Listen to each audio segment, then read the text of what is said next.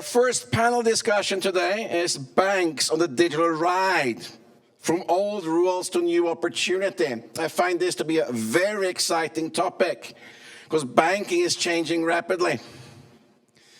And the banking industry will have to adopt to new technology, new legislation. And also there will be new opportunities, but also maybe some difficulties for the banking industry. We'll hear everything from our panelists shortly. So we're going to enter the world of financial innovation and new challenges of our time in our discussion panel. We'll discuss the balance between traditional financial institutions and dynamic fintech companies and the opportunities that digital transformation offers. So that is our main topic for this morning panel. We have a short kickoff talk by Gregor Boltar. Gregor Boltar, are you here? Gregor Boltar is online. My bad, I was told that. Shame on me. Gregor, please, you are the board member of Finance Alliance at EUTech. And we are looking forward to your opening speech and kickoff of today's conference. Thank you. Well, thank you for a nice introduction. Well, distinguished ladies and gentlemen, thank you very much for the opportunity and honor to make this opening statement as a starting point for today's debate addressed banks on the digital right, from old rules to new opportunities, especially opportunities, right? Well, the world is dynamically changing organism, and the dynamics of change are greater at one time and smaller at another. The field of finance is witnessing many innovations, which, by their very design, are changing this landscape.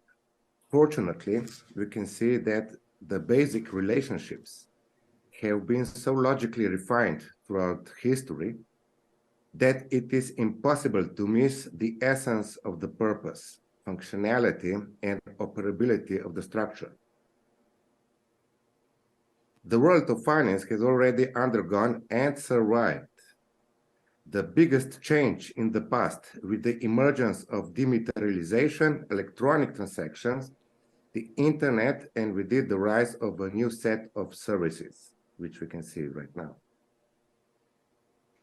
In the face of initial fear and skepticism, this change has brought more development and benefits than not.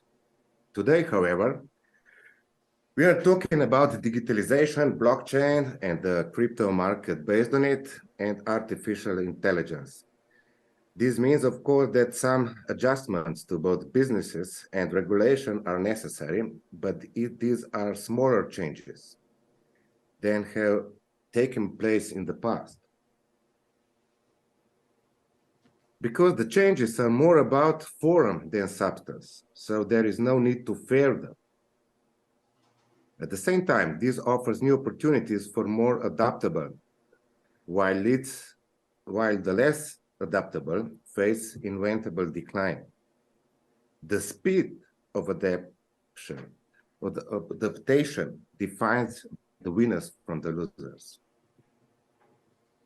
At that time, we cannot overlook the generational change.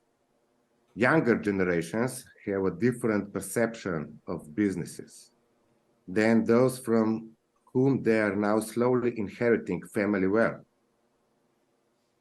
The high popularity of digital banks is proof of this.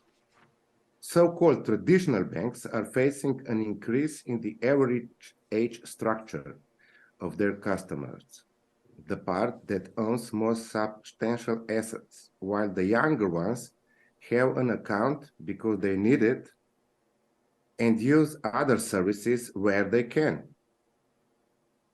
The solution lies in complementing the range of services, instruments, and communication. Customers will prefer to do everything they need to do in one place, so their home bank, with minimum hassle and cost, and banks will be able to make more personalized decisions by knowing the full spectrum of customer activities and risk. And risk management will be of higher quality, which will have a positive impact on balance sheets. As technology advances faster and faster, the gap between high technology and its widespread use is widening. These are the challenges of our time, and cooperation between different stakeholders is essential. So helping to achieve this one of EU Tech's core is EU Tech's core task. It offers a platform to stay in touch with new developments and trends in technology, while at the same time educating by involving international experts in different fields. Well, it's dynamic and flexible education that builds bridges across the ever-growing abyss between high-tech developments, their application in institutions in the hands of professionals, and their acceptance by the wider public. Another very important mission is to provide an environment where advanced ideas and approaches are turned into concrete realization. Because such activity, they remains just endless letters. Without this such activity, that they remain just endless letters on papers.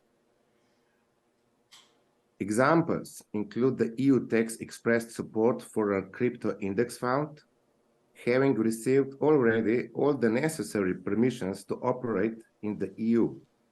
That means for B2B. And its announced support for the launch of a specific algorithm that automatically exploits price differences between exchanges for the benefit of the individual. That's more in the line of B2C. Thank you, Gregor, for the opening speech. We're really short of time, so can you please round it off now in less than half a minute, please? Sure. Well, anyway, so maybe I can just say that due to the inclusive nature of the EU Tech, I am also happy to be available for any questions, details, networking, and discussions afterwards. I wish all participants a fruitful discussion and wise conclusions, leading to concrete actions, and to the tireless Finweek organizers, a deep appreciation for their efforts and the opportunity to express some initial thoughts. Thank you. Thank you very much, Gregor. It was a very interesting opening speech and a very positive one, that the future is bright, there are lots of opportunities. And he's a board member of Finance Alliance at EU Tech, and as he said, he's happy to discuss and take questions and things like that, but we do not have a time for that now. Now, I would like to introduce our panel members for the first panel. We start with Agnieszka Durley, Director of the Office for Strategy and Development at Bank Pekao SA. Welcome.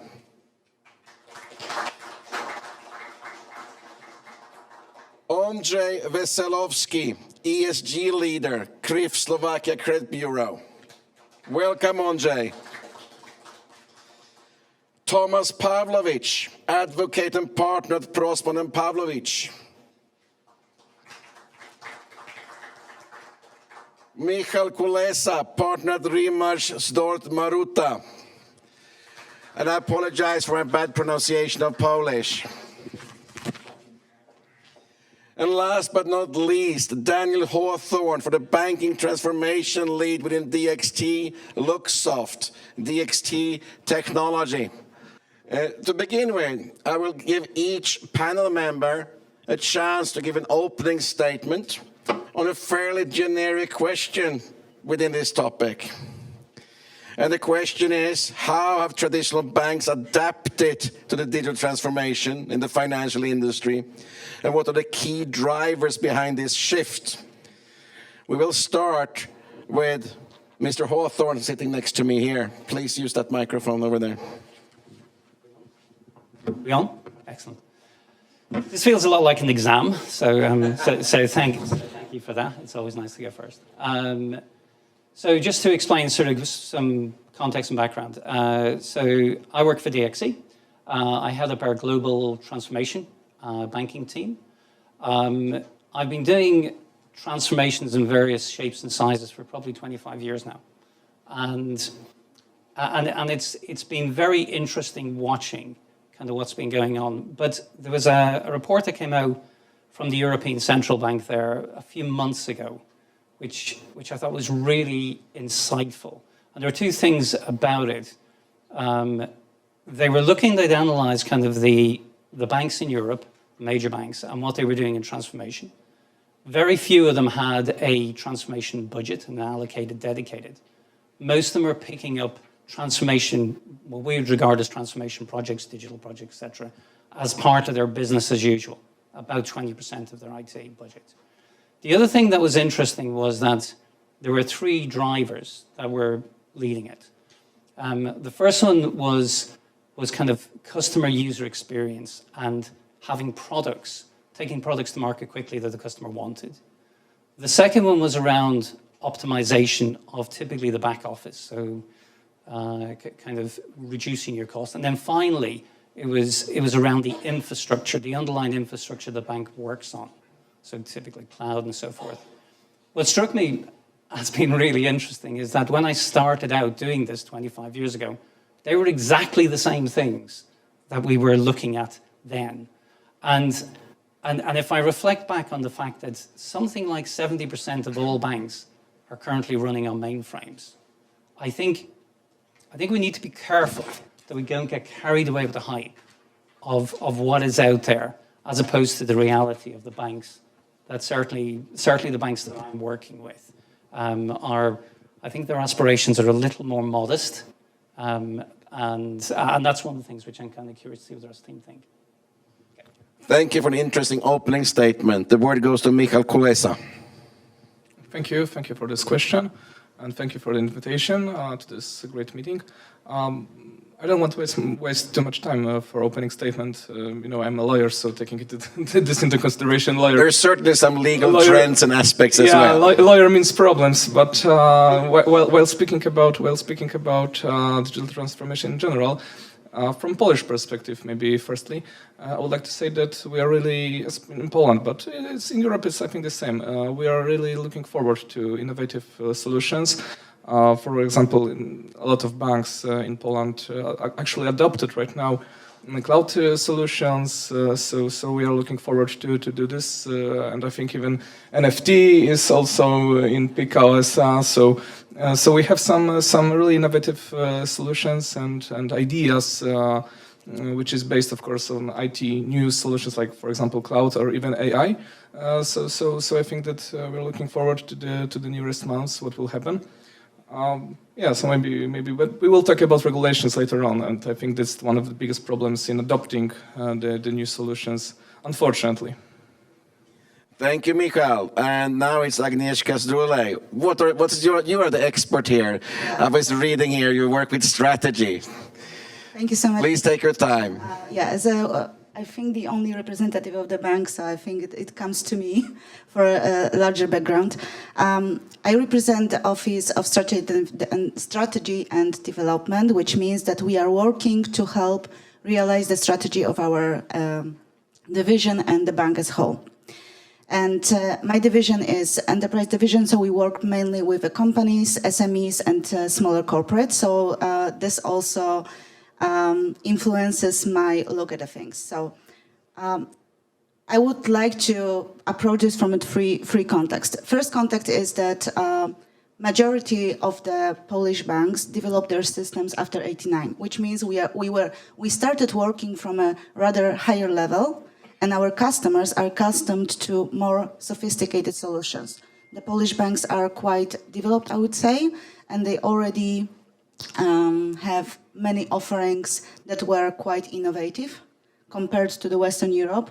For example, Pekao was the first one to introduce the credit card, the ATM, the practical biometrics in the banking. So we've influenced many innovative solutions.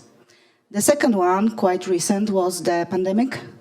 And the experts say that those 2 years has leaped us 10 years of a development in the technological solutions. I can say from experience that many things that seemed impossible in February 2020 were suddenly possible in May. And we did a lot. We really did a lot. So we are in a very, very different landscape. And this change has been so quick that in a matter, I think we are all trying to catch up.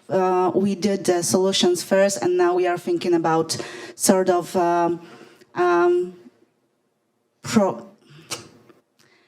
regulating them. That's the best word I can use. And then the third one is what I said in the beginning. I'm working with corporate customers, and for them, digitalization means a little bit different.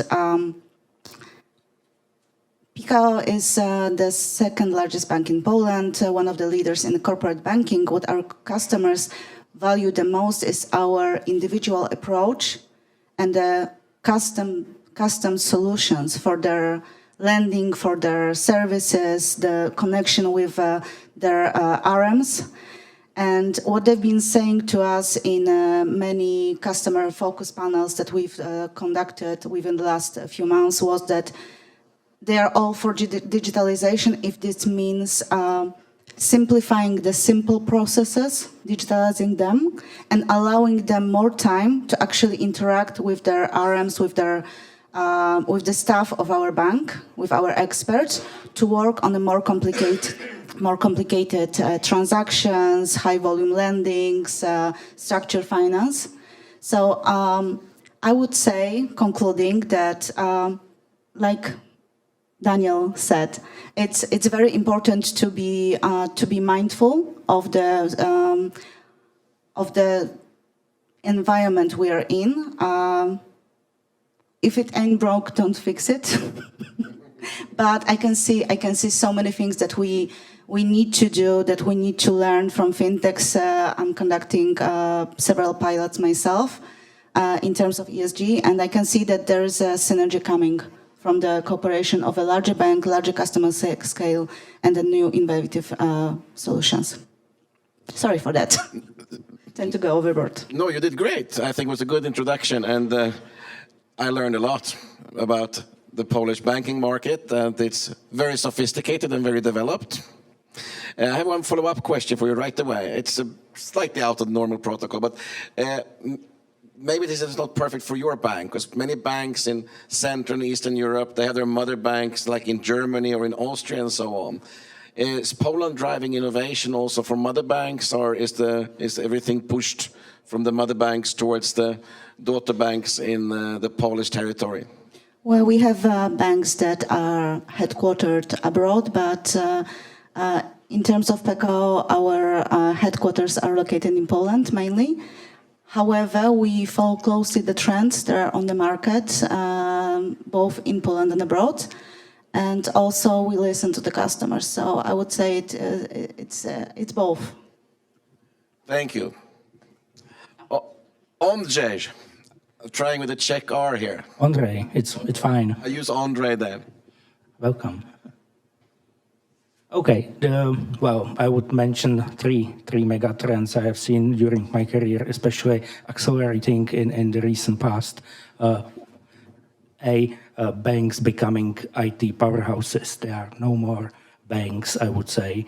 They are even much more sophisticated in terms of user experience. I mean, you have a lot of experts in banks which show you how the processes, the system should work, the front end. So it's really a discussion not about banking anymore only, but it's more and more IT discussion. By the way, we are operating the credit bureau, the banking credit bureau for banks in Slovakia, in Czech Republic. So we are the data provider for banks. And I know how hungry they are for data, the banks. So this is the B team or B point data. This is the absolutely overwhelming team these days. And even if you talk to banks and ask them about some new products, opportunities. The first and foremost question is, we need to build a backbone for this. We need to put it in data. Otherwise, we don't want to deal with it. We don't have systems to deal with it. So let's wait. Let's discuss. Let's come back to this later on once we have the data warehouse and all the processes in our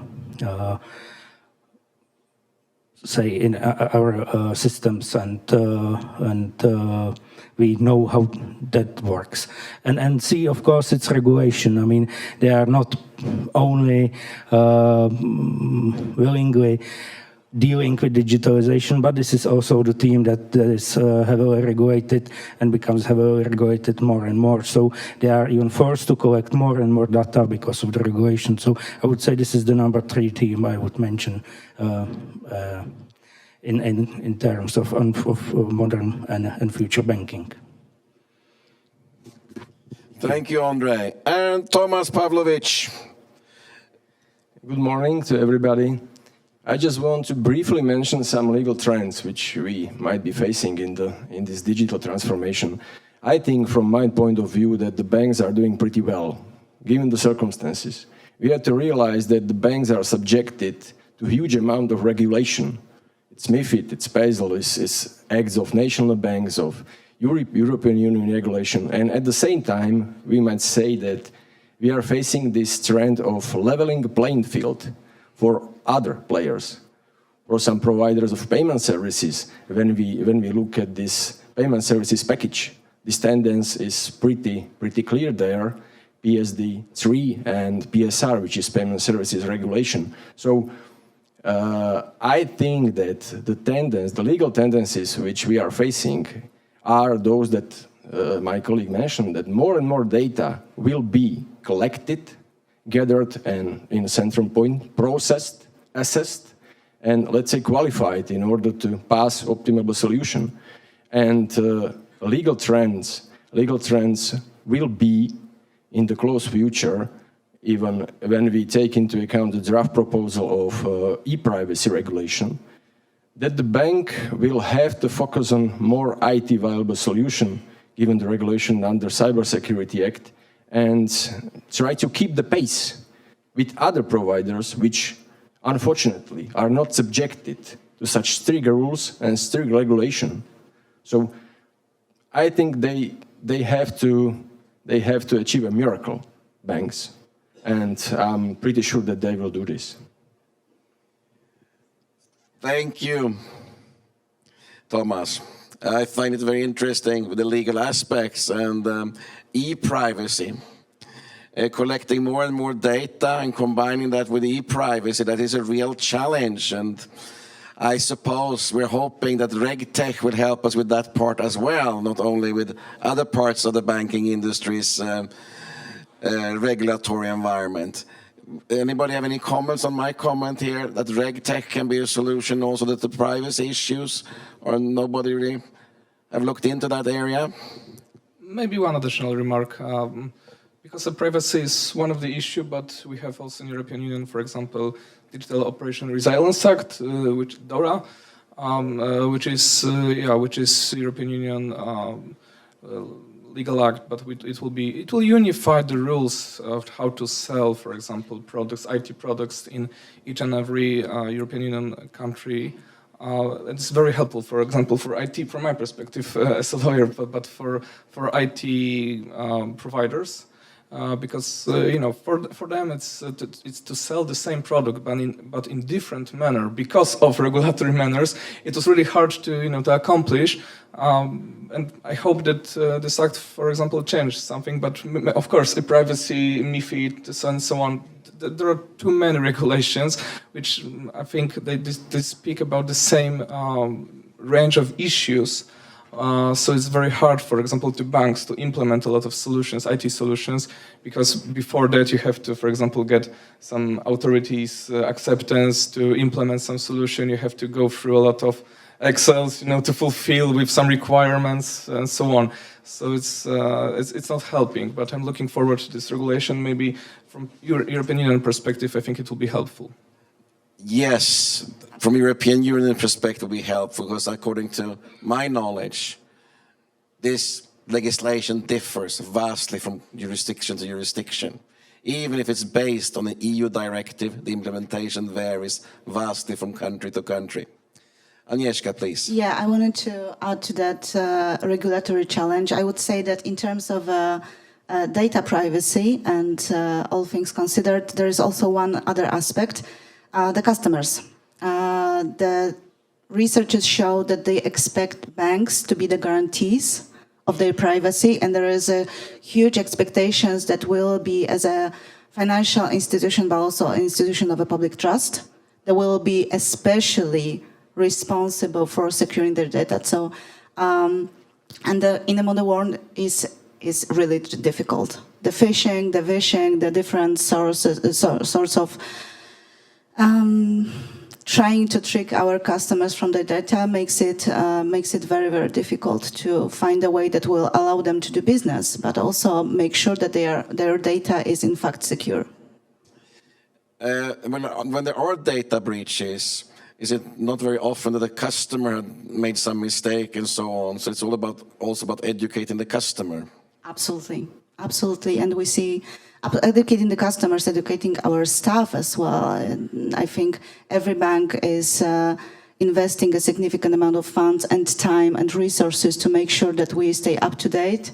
And but it's difficult. I would say it's an ongoing challenge. The moment we try, we kind of think that we get one thing covered, another one pops away. So. Thank you. Anybody else have a comment? Yes, please, Andrei. I would like to comment, if I may, about the education. This is something that is really, I would say, strikingly more apparent when you think about it, what we discussed with Agnieszka, ESG, where each banker has to become an environmental specialist, and they have to educate themselves, plus they have to educate their clients, because not every client understands what is carbon footprint and what is ESG, what does it stand for. So they really have to first educate themselves, but simultaneously educate their clients, which is just amazing. The push on bankers to get this done is just incredible. How fast they should be in doing this. It's just incredible. I can't believe it. Maybe Agnieszka can say more about it. That's true. The number of matters, not only credit or traditional banking, but ESG as well. And yeah, it's such an interesting topic, but so complex. I'm trying to. I'm in this for over a year now, understanding the topic, but it's still so much to learn. So. But it's exciting. It's the future, and I think it's a change of how we make business. It will affect a lot. Thank you. We're moving on, and here's a more specific. What's the specific challenges do traditional banks face embracing digitalization? Specific challenges. What's the most difficult for the banks? What are the most challenging parts? Systems. Systems. Like I said, we've developed a lot of systems after '89, but taking into account how complex the banking offering is, it's not only one line, but it's a retail, smaller customers, corporate SMEs. The monumental amount of systems we are working in each bank makes it really difficult to digitalize without disrupting the offering, because this is the most important. So we need to find a balance between keeping the offering as is and allowing our customers for a flawless execution of their orders, but also making sure that we upgrade what's possible. It means a lot of work on weekends. So in other words, it's layer upon layer. We start with a mainframe, some database, maybe DB2 from the 1960s, and then lots of new layers of new software and systems on the top of it. Luckily, we don't have the challenge of data from 1960s. Not the data, but the DB2, the database system from IBM, was developed at that time. It's obviously updated ever since. But it becomes like a layer cake with system upon top of system, and you have to guarantee security and data integrity in this very, very complex environment. That's how I should interpret this.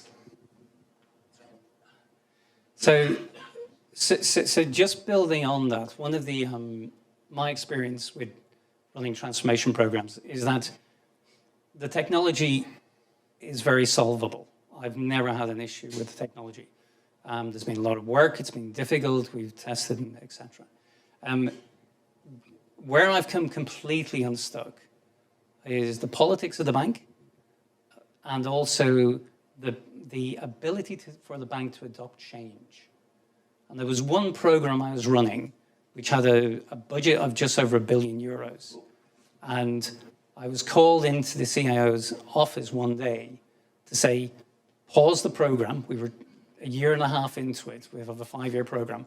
Pause the program for 6 months because we just cannot keep up with the pace that you're deploying. And you make that mistake once, and you'll only make it once only. It's a career educational mistake. And I think we focus so heavily on the technology that we forget it's ultimately a people business. There's real customers, as you say, sir, in the corporate world. Please use AI and all those other great things to do the simple stuff. But what I really value is an expert sitting in front of me and walking me through what my options are. And I think one of the things we've seen that this move a few years ago to close branches. That was huge. I mean, sort of, I spent a lot of time working with banks around the rest of the world. And invariably they look at Europe as a kind of as direction follower. So things like the regulations, PSD2, that effectively now is a global initiative. PSD3 kind of is taking us to the next point, which is open finance. I mean, it'll take 5 years to kind of get there because it has to go through layers and layers and layers, but it will get there. But I think sort of the one thing, as I say, so that I would pay particular attention to is look at the culture of the bank and look at the ability of the bank to handle change. Because I think we kind of skirt over that and we just look at sort of mainframes and go, we move it to the cloud, move on. Yeah, but on the other hand, for example, in Poland, but in Europe, it's something similar. I heard it's a similar. If bank decides to go to cloud, for example, there is a requirement which stems from Polish authority KNF to have a proper backup plan. So, for example, even if you decide to go to cloud, from formal perspective, you should support your on-premise solution, for example, for another year or so, in order to have proper backup. For example, if you decide to go to another cloud service provider, maybe it will be not sufficient backup, or is it even technically possible, to move all the data from one cloud service provider to the other? I think it's very difficult and it doesn't work that way. So I think that regulations, even if they show some good point which we are directing into, there are a lot of problems behind this, and I think even I work a lot for banks in IT migrations or cloud migrations. Really, regulations are one of the main showstoppers in this process. So I think that is one of the main challenge. Sure, of course. Sorry, so the regulations are about a hindrance and a help. If I look at sort of 5 years ago when the fintech started to emerge, we absolutely expected the fintechs to eat the banks up. That was, everyone in the bank should get their CV up because they're going to be looking for new jobs. We roll forward 5 years, that has not happened. And the reason it didn't happen was because, the reason it didn't happen in the main is because of the regulations around data privacy. And that has been the one thing. The neobanks have cracked it, and we're seeing those emerge. That's where the real challenges come from. But the pure fintechs, I think they've struggled with the regulations. And that is one of the things which is, if I look, and the regulations are hugely complicated and they overlap. And this is where sort of the advice I'm giving banks is you look at some of the reg tech solutions out there, because let them worry about how they manage all of the different countries, different interpretations of the regulations. sort of let them, use those guys to come up with that software while the banks focus on what's important, which is the customers. Even though I'm the moderator, I will comment on this. Yes. That's not how the game works. Oh, yes, it is. Yes, I make the rules. Banking is also very much about the size of the balance sheet.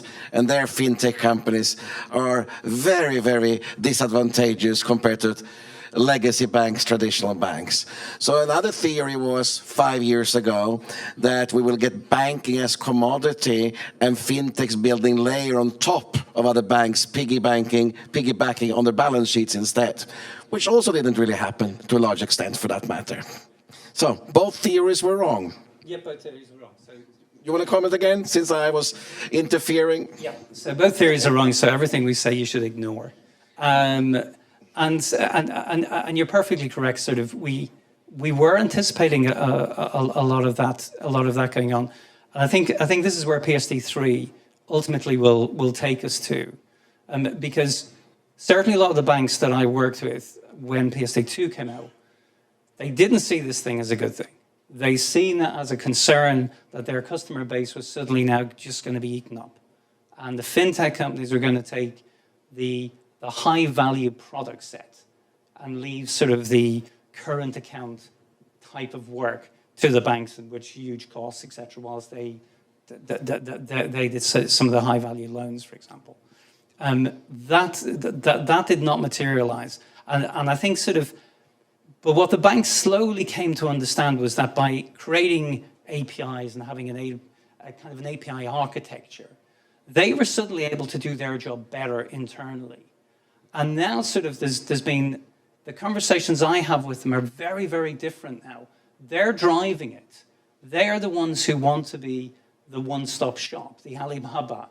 They want me to only open up their app and do all of my financials from whichever bank or fintech that service might reside. There's one bank in particular down in South Africa that I've been working with over the last year or two on their strategy. And this sits right at the heart of what they're doing.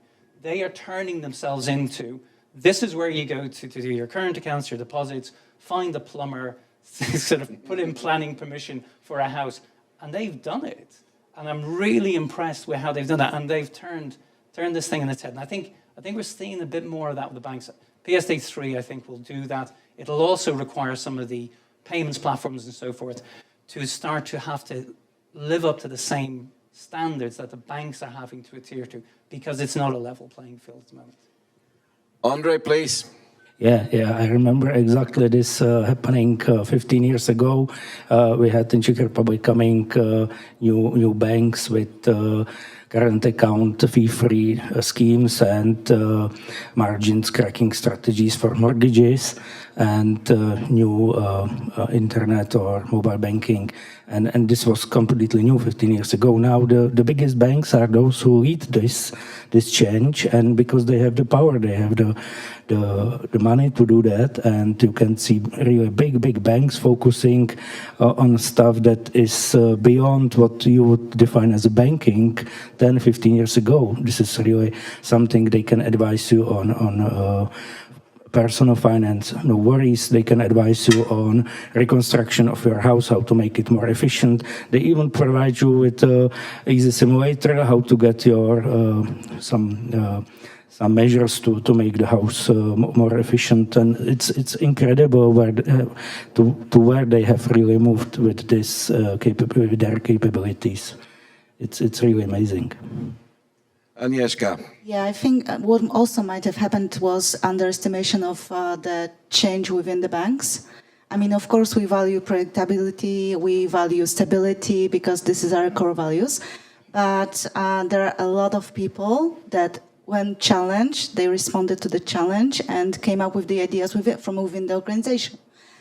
In PKO, we have Innovation Lab, which is a great example of a unit that cooperates with different branches within our bank, and they help us understand what it's like to actually drive the change, drive the innovation. It's a great help.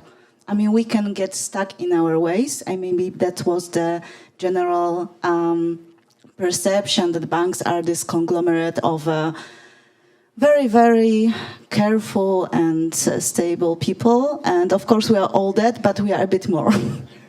Yes, that leads me into a new discussion question here. User experience was mentioned several times in your opening statements. And then we also came in that banking is a human business. And I would like to add more, which was also mentioned, trust. So we have this trust, a human business, and user experience. Is this the key to success in future digital banking, to combine this package in the most efficient way for the customer, independent if they're retail customer or corporate customers with different needs? Please. My answer will be short. The short answer is yes, and that's easy. And the proof of it, oh damn! And the proof of it was kind of, as I say, when I look at the closure of the branches, it's certainly kind of in the UK and Ireland, wider across Europe. You know, the driver behind that was cost reduction, optimization, etc. What we're now seeing is that we're starting to see the banks advertise the fact they're reopening the branches again, because what had been taken away was that customer touch point. And people started voting with their feet. They started moving their accounts. We're certainly seeing this in the UK and Ireland. We've seen a huge move to the banks that still had branches. And so those banks that were closing are now reopening them. Now they're repurposing them, and which is exactly what they needed to do. They did need to be refreshed, but it still comes. But I think that's, again, come back to, we get so focused on the technology, we sometimes forget we're really a people business, and the branches reopening, I think, was a good example of where we pushed it too far, and then we had to come back again. So how are the branches repurposed? More to not dealing with cash management and these kind of things, more about the information and customer service and support and sales, obviously? Yeah, it's a lot more advisory in nature. And the ones who are getting it right are the ones who...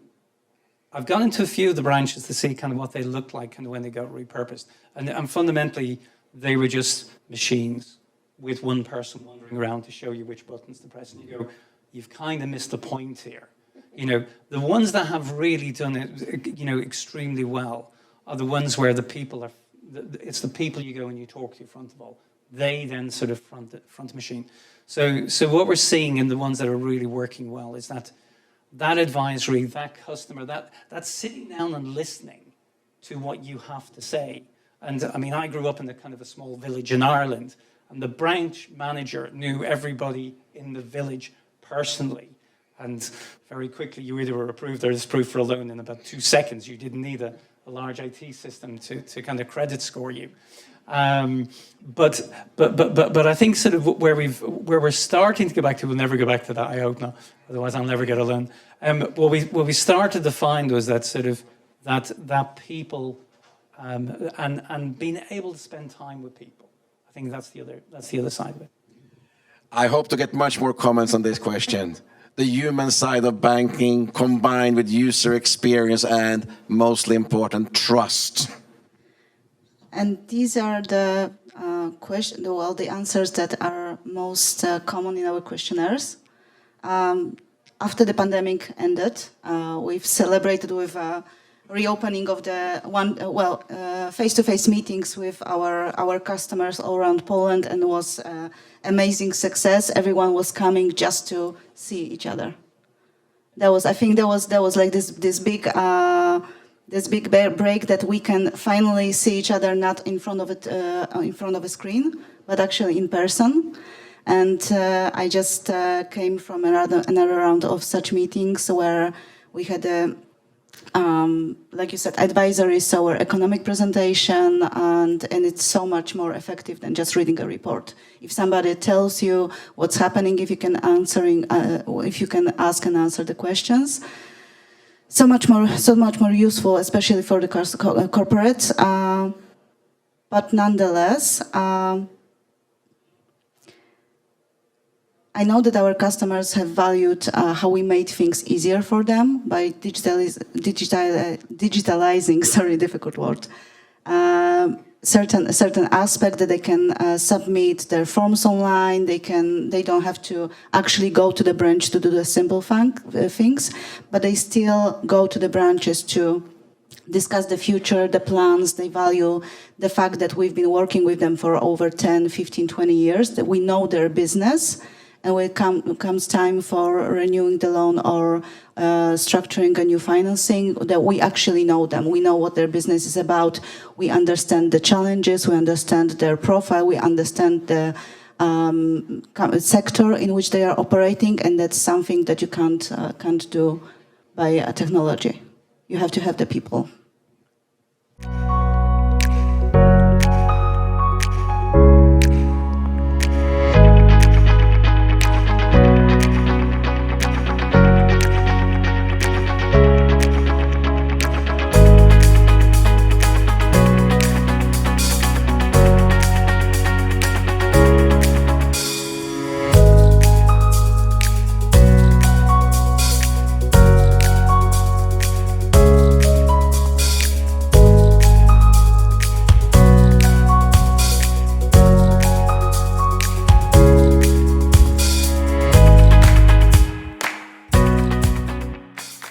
Thank you, Agnieszka. Anybody else wants to comment on this very interesting and broad question?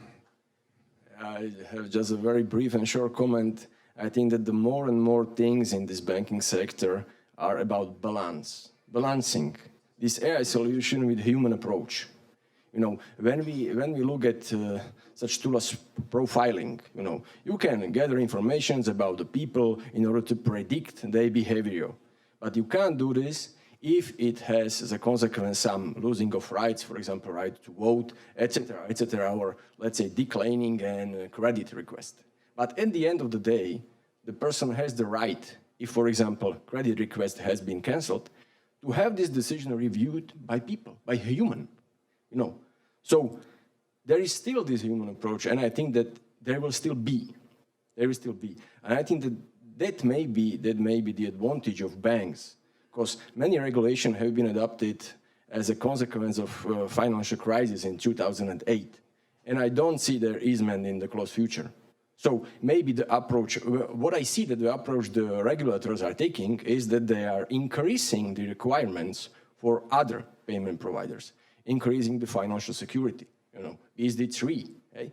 Increasing, let's say, the fraud responsibility, you know, the spoofing, you know, when somebody impersonates the banking employee and forces the client to make a payment. So in this new payment package, also bank and this new payment provider could be held responsible. It's just proposal. I will see if it makes it into the final package.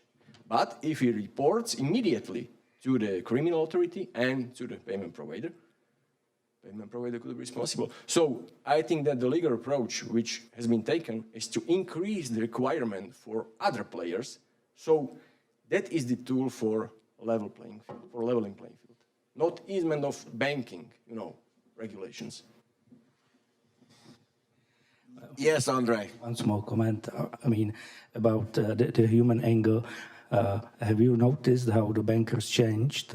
It's no more the guy with tie in black suit, gray hair. Now it's someone younger, cycling on bike to the work, speaking on conferences. Even the CEOs of the banks are completely different people now, I would say. Thank you, Andre. We will have one more question on cybersecurity concerns since it's brought up. I've been working with many different banks myself. I see that some are very good solutions to avoid phishing and spoofing and all these kind of things.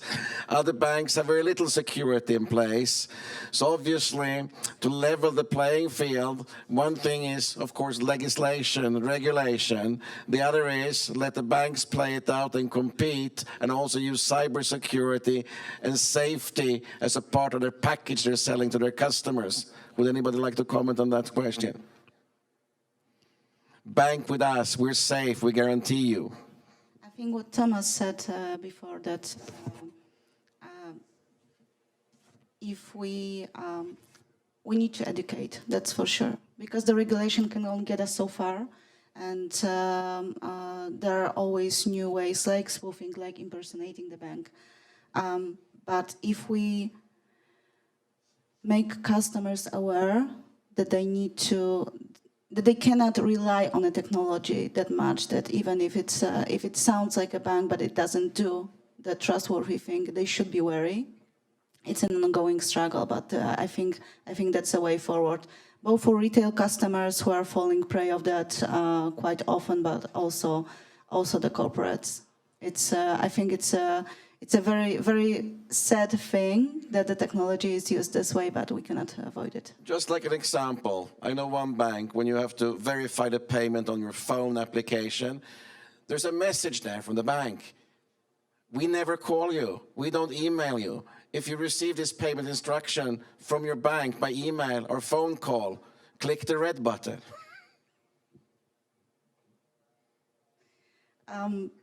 I would say that that's a great idea, and hopefully the person who is under a lot of stress will take time to read it. Well, that's the main problem, obviously. Take the time to read it. I have some questions from the audience here. The first one is, banks looks like clumsy structures, but the world is now changing quickly. Could a bank one day become more mobile with less bureaucracy? More mobile with less bureaucracy. That depends on the regulations, so I will. So maybe one remark. I'll say about DORA maybe a few words, this Digital Operation Resilience Act, because it's very interesting that it's the act which, of course, is directed on ICT solutions in financial institutions, but it requires financial institution that risk management strategy will support business strategy of financial institution. And it's really important that it will support the business strategy. So in my understanding, it means that even if you have to fulfill a lot of requirements of this act and, of course, this national regulators' additional laws, you still have to remember that you can say no to innovative solutions. And I would like to say this as a lawyer, that you have to mitigate some risk, but you have to accept them. You may not, and you cannot say no as a whole to innovative solution, even if it's if it's connected with some kind of risks, which could be possibly mitigated in manners like in agreement or technological stuff or organizational ones. But you have to be open to look for technical solutions and innovative solutions. And I think that you would like to comment. Maybe just a brief remark. We could see this trend, and I think that this question is pretty reflecting it. Digital first is a trend between the young generation, yeah? And I think that this trend is reflected in ESG regulation as well. So, the young people, they care about this work-life balance. They care about this impact on the environment.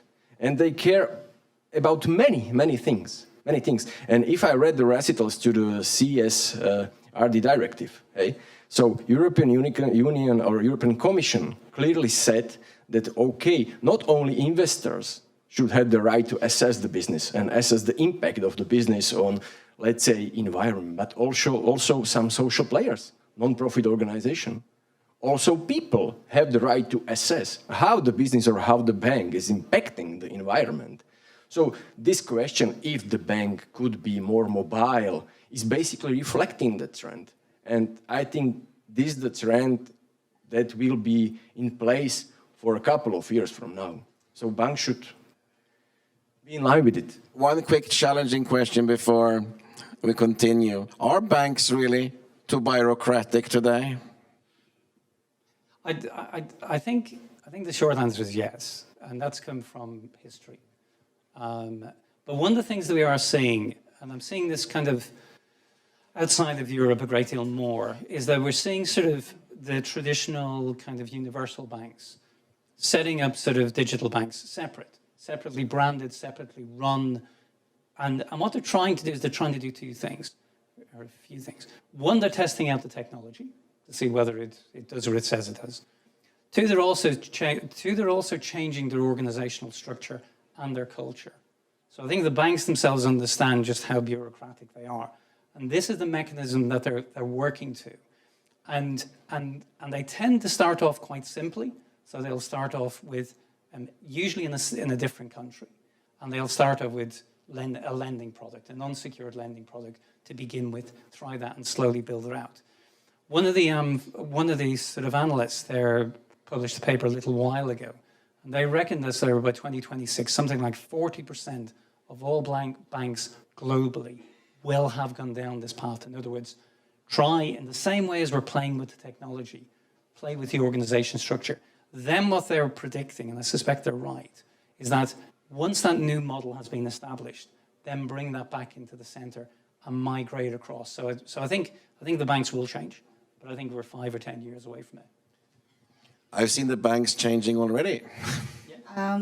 From my perspective, in PKO, we are on 70% of the digitalization of our processes. 85% of personal lending is granted online already. So I would say those are fairly good statistics. And we've recently launched fully online lending for for SMEs, basically, for smaller amounts. And all the customer needs to do is go online, fill out the form, and the predictive analytics will tell you whether he's eligible for a loan or not. So we are working on a new product. So like you said, we are doing our best. The regulations are a challenge, and many times we wouldn't like to ask our customers for certain questions, but we have to. So we don't. We are trying to find a balance and often work from our initiative on trying to simplify certain questionnaires. Okay, Andre, last on this one. Lots of questions are coming in, so we have to keep it short now. Shortly, we shouldn't forget that there are central banks above the commercial banks, so they are even making their life harder, putting a lot of pressure on those banks. But the banks are, believe me or not, they are trying to make their clients' life easier. We have been working with Slovak banks over here on putting together a platform with uniform set of questions to tackle the ESG topic. And this should really make their clients' life easier because they will be providing the data in one place once. They won't face multiple questionnaires. And this is how the bank's trying to make become less bureaucratic, more client-oriented and focused. Okay, this question is only for one person. Generation Z is not interesting, according to recent surveys, to interact with real people. Do you think this is a contradiction to what have been said? Well, I have kids in the younger generation. They don't really like interfering with real people. They really prefer not to. I've seen it over and over again, and I'm, as an older person, a little bit shocked about their idea of not having to deal with people. So the banks may have to change back to closing the branch offices in the future. I don't know. Just one person have to comment on this one, please. Why not? I'm working with Generation Z, so at some point they do interact with people, I can confirm. Yes, it is a different approach. It is an approach that requires more digitalization. So we will be figuring out ways together how to accommodate their requirements, but also the expertise that comes within the banks. So I think yeah, this is something that will be very exciting to watch how the situation develops. I've seen the Generation Z saying, no, I'm not going to go and buy that because I have to talk to a person.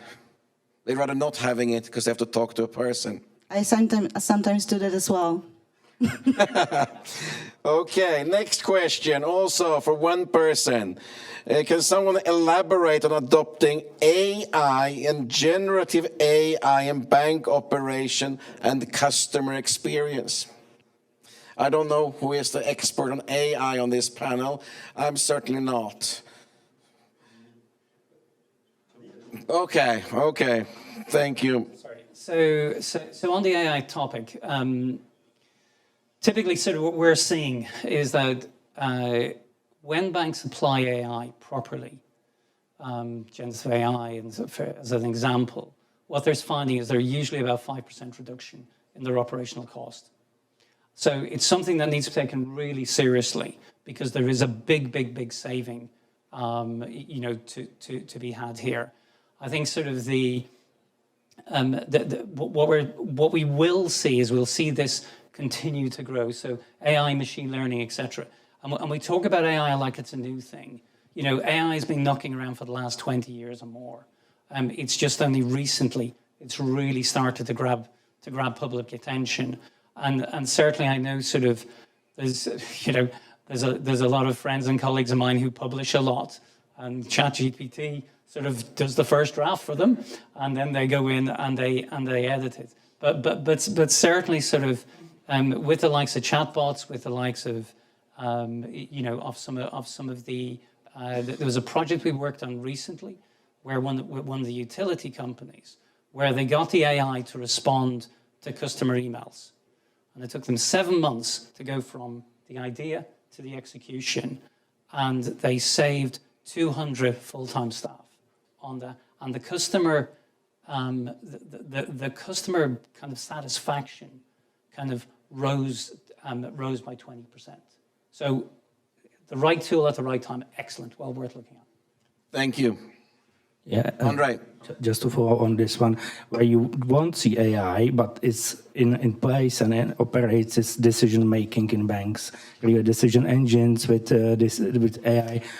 Above that, bringing a lot of efficiency in the decision making. This is where the banks go, really. So it's not about chatbot anymore. It's about the decision engines, the decision making, and really making these things much more efficient and much more up to speed. This is, I believe, where banks even want to make their way to really speed up the credit processes, get your decision in hours, not in days. Yes, of course. Just one brief remark. AI, I'm not expert on AI, but when you look just at this, ESG legislation, you have to collect many informations from many departments to gather them on one place and analyze them. What do? You will hire next 10 or 15 people? Or you will use something like ESG tool. I already seen some companies are providing opportunities and they have developed these ESG tools. I haven't tried any of them, but I think that the environment has been shaped into wider and wider application of AI.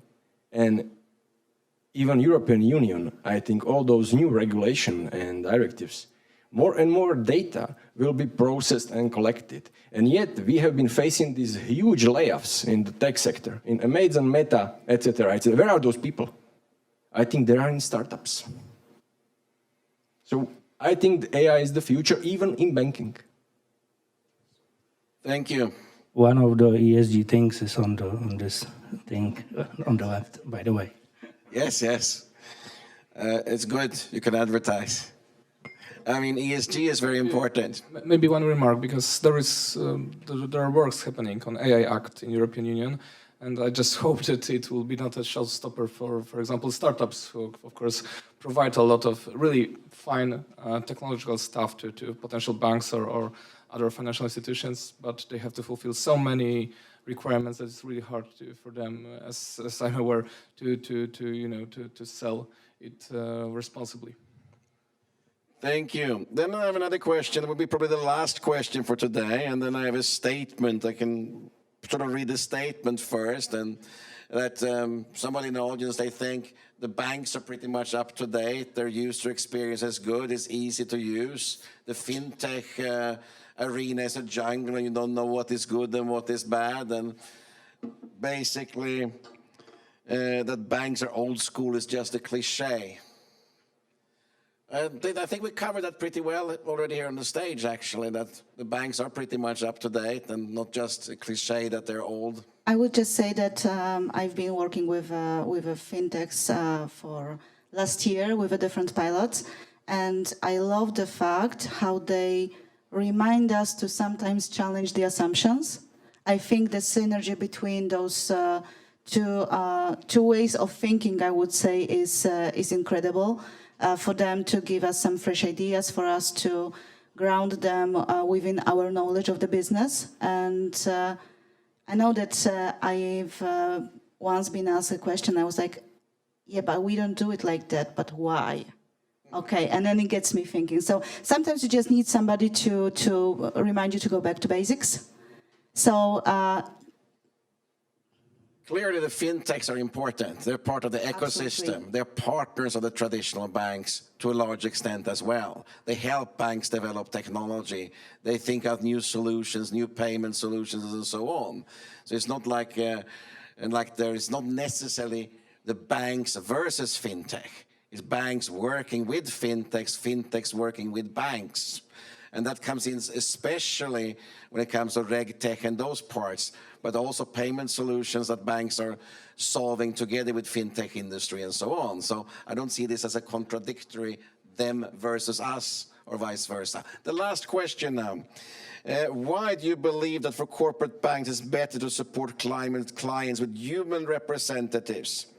We're talking about a data business primarily, are we not? So with data business, I guess that means reconcile accounts and so on, but... So I think this is a question for me. So I will go back to the lending. Let's say we have a simple mortgage, pretty standard. That's something that can be solved with the data, of course. But if we are talking about big investment in a new branch for a company that doesn't have the financial to support this, but they have a good sponsor, they have a good business plan, and they just need one bank or a couple of them to believe in the idea to actually buy it and fund it, then I believe that this is something that data will tell you not to do. But if you know the business, if you actually believe in the idea, then the human will decide to go with it. So I would say this is a difference between data can tell you one thing and it's fair, and I know many businesses that on paper doesn't make sense, but you have to understand the business, you have to understand the cycle of receivables and payables, and then you understand it's actually a great business. I would say game industry is one of those examples. If you look at the biggest Polish players on the market, you can actually see that they don't generate income for a couple of years because they are working on one game, and then suddenly, boom. So on paper, I would say this doesn't seem like a great business model, but knowing the business, you know that it makes sense. Andre. Yeah, even the human, if he wants to make an informed decision, needs data. So that's where we are going with the data. And one quick comment, the banks are in the center of this climate change, of the Green Deal and the push of the zero carbon strategy towards their clients and for the whole Europe. So they are really pushing agenda that is beyond what is banking as such or has been, and imagine that they will need to collect a whole lot of data which has not yet been even put into the decision making of human being, because we have focused solely on the monetary items. Now we have to focus also on non-monetary items to be able to tackle the climate change. Thank you, Andre. That was the last question. Anybody wants to have any final remarks before we close this panel discussion? We still have 1 minute left if somebody wants to add something important. If not, I'm finishing this panel discussion right now. And I would like to tell the audience, we didn't have time to answer all the questions, but catch these people at the coffee tables and they will be able to answer your questions later today. Right now, we're moving on immediately, right, to the case studies. 1 minute. In 1 minute, we'll move on to the case studies.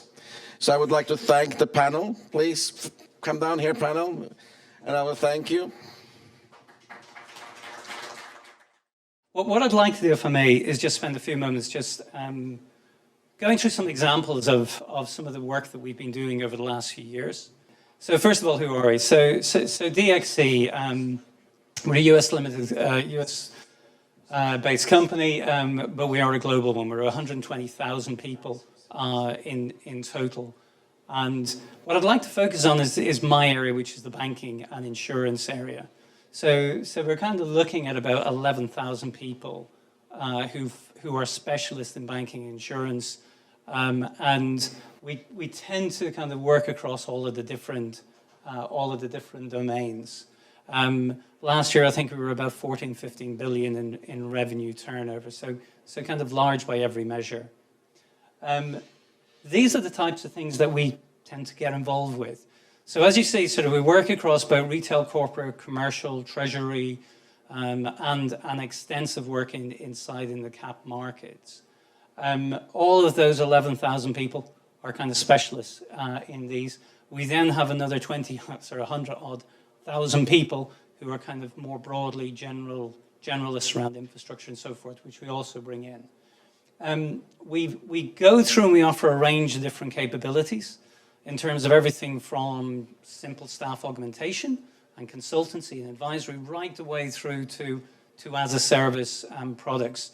In fact, we have one of our own products, a product called Hogan, which is a mainframe DB2 sort of COBOL kicks solution, and it just on that particular one, it runs one of the largest American banks. There are 90 million customers who every day work on this system. So, you know, just because it's COBOL kicks and mainframes, I can't believe I'm saying this, doesn't necessarily mean it's the wrong answer. And I'll come on to an example of that in a second. He says going back one. Sorry. I can go forward, but not back.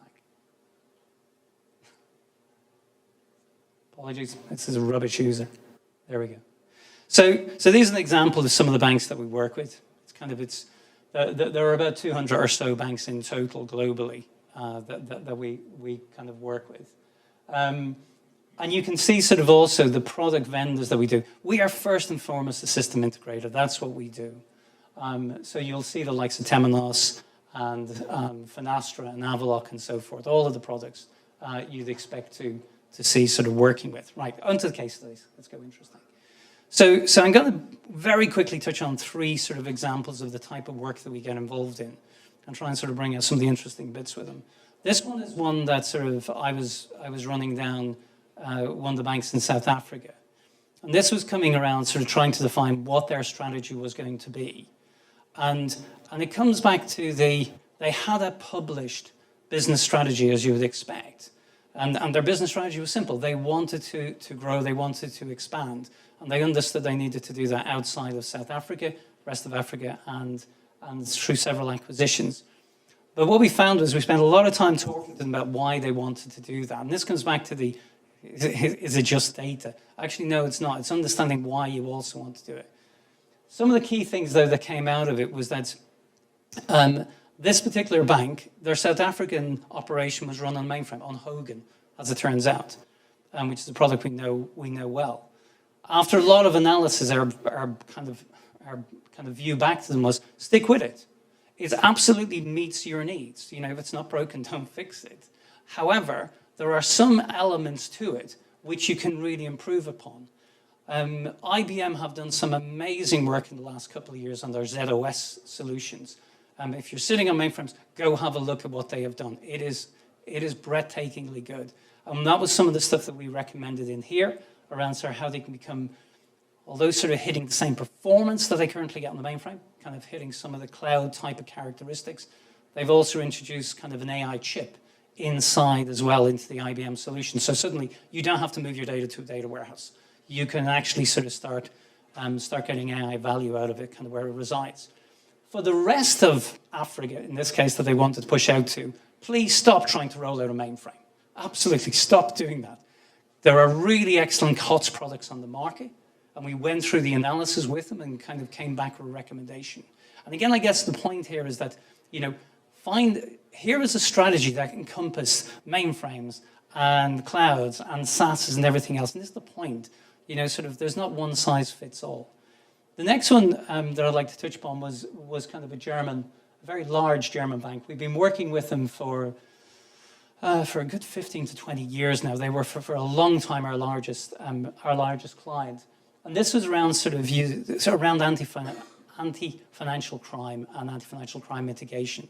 This is an example of where we started using AI. Okay. We started using AI, and the idea behind this, and this was about 4 or 5 years ago, was to give them a framework so they were consistently doing it across the bank.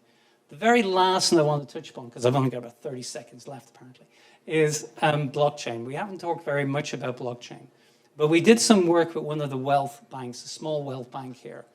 And what they were really interested in was they were interested in those processes which are cross-border with lots of stakeholders. And frankly, the solution is this. This is the right answer to that question. It's for the other 2 examples I gave, wrong answer, terrible idea. For this one, absolutely right. So again, it comes back down to, be very clear what the problem is you're trying to solve. Do not get caught up in the marketing hype. And sometimes even blockchain has a place. I should stop. So hello, thank you. I'd like to thank David Chaiko for inviting me to this amazing event. I'm Thibaut, the founder of a fintech startup called the DigFin, which is an acronym for digital finance. So as you might guess, we are striving to digitalize financial products. We started with mortgages. Have you ever taken a mortgage? I guess yes, many people. So you probably know how much hassle it takes to get a mortgage from bank. And we strive to change that. So our mission is to provide mortgages completely online, directly via your mobile. We want to get you the best offer. Oh, it jumped back once again. We want to get you the best offer, find you the best offer on the market, let you get it directly via your mobile and skip all middlemen and paper applications. And why we started with mortgages? Because based on a research paper I wrote at the National Bank of Slovakia, it seems that mortgages is the only type of debt that helps households to build their wealth. It's because price of real estate goes up and value of money goes down. Very simple. Conclusion.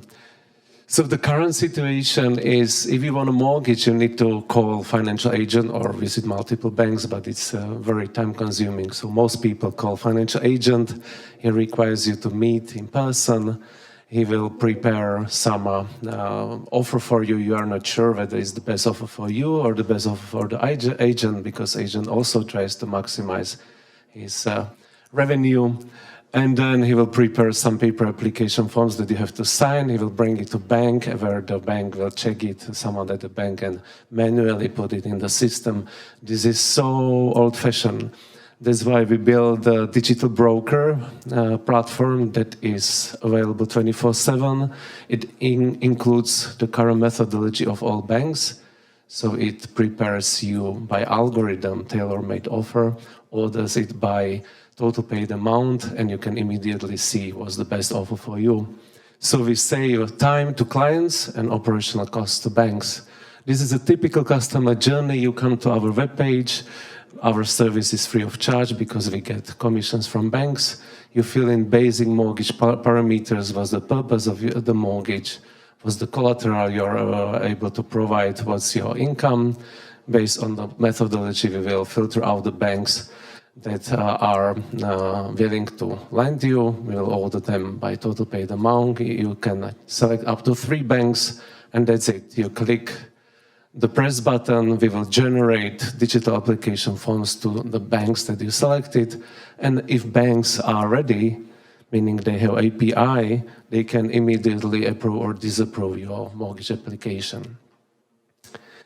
We are a quite young startup. We started only 1.5 years ago, and we made quite an amazing journey. We participated in a regulatory sandbox of the National Bank of Slovakia to make our solution fully compliant with the European legislation. We tested our minimum viable product, did some market validation, some interviews. Then we finally found some first paying customers, integrated with first banks. Now we are building a portal for B2B partners, and next year we are expanding abroad to Czech Republic, namely. And our revenue starts growing. We are a team of 4 fintech enthusiasts each of us over 25 years of professional experience. I hold 4 masters and a PhD, so I did some research and then work as a data scientist on multiple international products. My main co-founder managed to successfully exit with his banking software company, and his 2 other former colleagues are now working as the main developers, solution architects, and business analysts. And because we recently raised first investment, we are growing very fast. We hired 4 contractors, 5 employees. The first employee was, by the way, my wife, so I'm very grateful for her support. And we also have some professional advisors. Even though you might think that there are many mortgage brokers on the market, none of them is fully digital. None of them provides 100% online mortgage application. None of them prepares offers by algorithm. None of them collaborates with a regulator, and none of them integrates with banks. We are the only one, not only in Slovakia, but apparently in the whole Visegrad 4 region. And the opportunity is huge. I think battery is weak. That's why it's not working. Could you please know? Okay.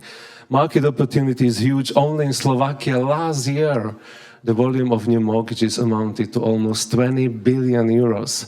And if we take into account that average brokerage fee is around 1%, and based on Boston Consulting Group study, around 6% of mortgage seekers prefer fully digital self-service experience, the potential of revenue is around 1 million euros monthly. I'm sorry? Nothing, I was surprised, it's only 6% who would like to... It's growing, only 6%, and these are not only millennials, surprisingly, but also people from remote areas who live in countryside and have no banks around. That's the discovery we discovered when we launched our first marketing campaign. But I'll come to that later. And you see that potentially in the whole EU is just amazingly high. So there's lots of money in this market. Next slide, please. So let's digitalize mortgages together. We are currently launching our digital mortgage platform in Slovakia. We integrated with the first and the largest bank in Slovakia, and other banks are under process. We prepared our platform, as I mentioned, under the auspices of the National Bank of Slovakia, so it's 100% compliant with the European legislation, and we received recently investment of 600,000 euros from our VC fund, Crowdberry Esprit, which is the only fund in Slovakia that invests in startups with positive social impact. So we committed to provide mortgages also to socially weak households in the underdeveloped areas of Slovakia. And we have empirical proof that our product works in those areas, and those areas are not covered by financial agents because it's not rentable for financial agents to travel long distance and broker mortgages that are very small size. We can do that from one place remotely, digitally, so it's profitable for us still. Some households are unfortunately not financeable, and we committed to provide free financial advisory to help them. Sorry? 1 minute. Yeah, this is the last slide. To help them get out of this difficult situation. And we also contribute to financial education by organizing various activities and writing blogs about financial well-being. And our blogs are gaining popularity. So the last slide, please. If you can try our English demo, if you don't want to apply for a mortgage. If you want a mortgage in Slovakia, you can try our production page, hypotekasmobilo.sk. And if you want to keep in touch with me, just contact me via the email info@digfin.eu. I'll be happy to get in touch with you. Thanks a lot. That's all. I'd like to tell us about our product. We are actually a leasing company, but at the same time a fintech. And we have more than 10 years experience of such a product in Ukraine, where we have been the #1 micro and SME leasing company in the region. And since the war started, we started our operations in Slovakia. And what we have found out is that in EU, actually, access to finance for micro businesses is still a challenge. We see that 7 out of 10 micro entrepreneurs in EU countries looking for finance to start a business get rejected by banks. That comes basically from misunderstanding of the banks of their business. They are too small for them, the checks are too small, the transactional costs are quite high for banks, and therefore they are hard to onboard for the bank, hard to cross-sell, and they're not in their focus. What we are solving is we are using basically an AI algorithm and machine learning algorithm to score the client at the same time to score the machinery he wants, because we finance him only on asset-based approach. And we understand that with the micro business and small business, the biggest challenge for them is the time. So what we offer for them is the full automatization, and we offer them a decision process which takes less than 15 minutes and an option to receive the machinery they want within a few days, from 1 to 3 days maximum. How do we do that? Basically, this thing is a bit, okay, I cannot, can you maybe move the slides, because it's basically what we do is we start with scoring the machinery itself, and we have a, can we go further? Further? Further? More further? So what we try to do is I got lost in the slides.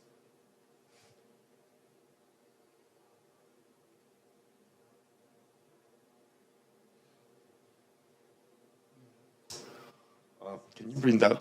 It's not working at all. Okay, anyway, what we try to do is, first of all, is the digital onboarding of the client. We receive the data from him. It's basically a text number and his company name, and we receive information from various open data sources. In that case, the PSD2 that was widely talked about on the panel is what we use. We obtain the banking statement of the clients through the PSD2, and we analyze it with the data algorithm, which allows us to understand whether the client is really working in his case, if he has such an experience. For example, if we have a client who is a trucker and he wants to buy a truck, but he's now working for a logistic company, we take his bank statement and check where he gets his salary from, where he's spending money. So we see if he's receiving the salary from logistic company, if he's drinking coffee lots of times on the highways and the petrol stations. That means that probably he is a trucker, so he can be trusted to finance him. And the other thing what we do is, as I mentioned, we score the machinery. We build a special analytical tool that allows us to understand the price of the machinery in the exact moment. Therefore, we can hedge the risks by applying the right down payment to each client. This is something that is special for the banks, because for the usual bank, understanding what is a truck or what is an excavator is the same thing. They just don't understand the machinery, and from that comes the risks, because they cannot assess the client, because they do not know what they will do with this asset if the client defaults. In our case, we completely understand the machinery, we have a deep experience in it, and therefore we can provide a better understanding for the client and a better financial solution. Can we go further? Let's see. We're building a marketplace, basically now, that will gather all the machinery possible for the client, where he will be able to come online, push the button, put his information, receive an automated decision, and he will be able to sign the contract automatically online.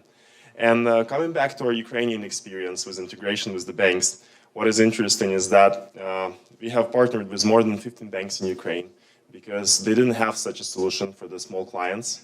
And basically what we were doing is we were building on top of them a solution that would allow them to finance these clients through our company. So basically we would finance through our books, but the bank would get a commission as a broker for the client.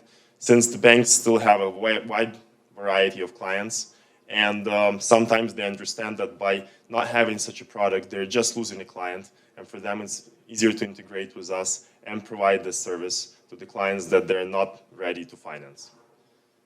Basically, that's it. Thank you very much.